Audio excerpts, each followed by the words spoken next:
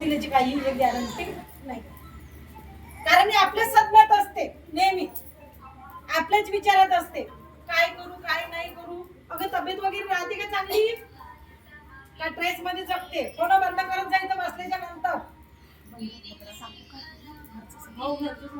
कोणासोबत राहते तू आता? आईच्याच कडे आई भाऊ वगैरे? बहीण आहे मी, तिघी बहिणी एकत्रच राहतो. अच्छा, मोठी ताई भाऊ ताईचे मिस्टर सोडून गेले आहे. म्हणजे तुम्ही बहिणी का आईकडेच आहे? हो, पण तुम्ही वेगवेगळ्या राहणं, मग आपापलं भवितव्य बघा ना.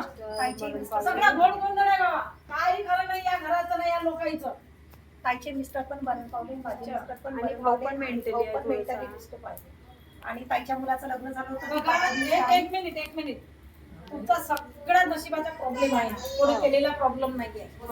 कशाचा आहे? तुमच्या नशिबाचा, तुमच्या कर्माचा प्रॉब्लेम आहे. हा, इथं कोणी जादू नाही, इथं कोणाचा टोना नाही, कोणाचं काहीही नाहीये. हा फक्त तुमच्या कर्म गतीचा प्रॉब्लेम आहे. हा तुमची कर्म गती खूप स्लो आहे, खूप नाराज आहे उपरवाला तुमच्यावर.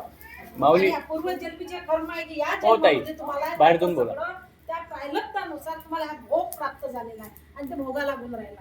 तुम्ही एक काम करा, तुम्ही एका कोण्याही देवाने मनोमन आडवा, आणि ज्या ठिकाणी हे जे प्रॉब्लेम सगळे क्रिएट होतात, भाऊ तुमचा डोकं बाज नाही, त्याची बायको राहत नाही, बायको नाही, लग्न झालं नाही झालं, करून टाकून काही फायदा नाही.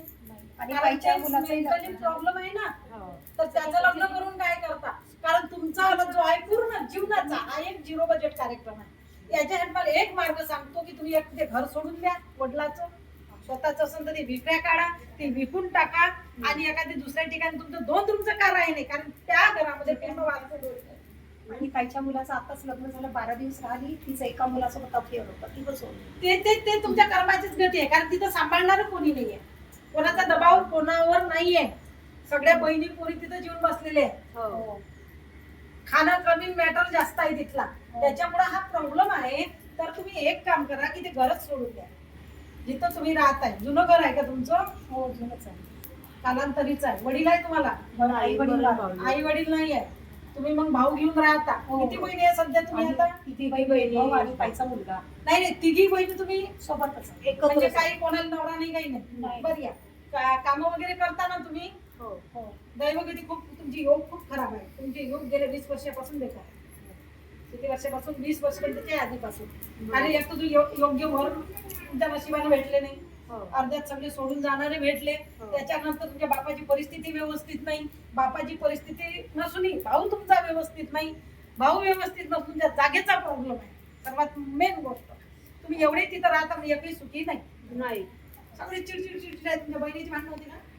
बहिणीची भांडणं होती, चिडचिडपणा होते ना. ठीक आहे, ते चालणार आहे, पण तुम्ही घर सोडून द्या. घर सोडू नये. तुम्ही जर एवढ्या कुटुंब एका जागी आहे, तुम्ही समजदारी जर घ्याल तर ठीक आहे. तुम्हाला तिघी बहिणी वेगवेगळं राहावं लागेल.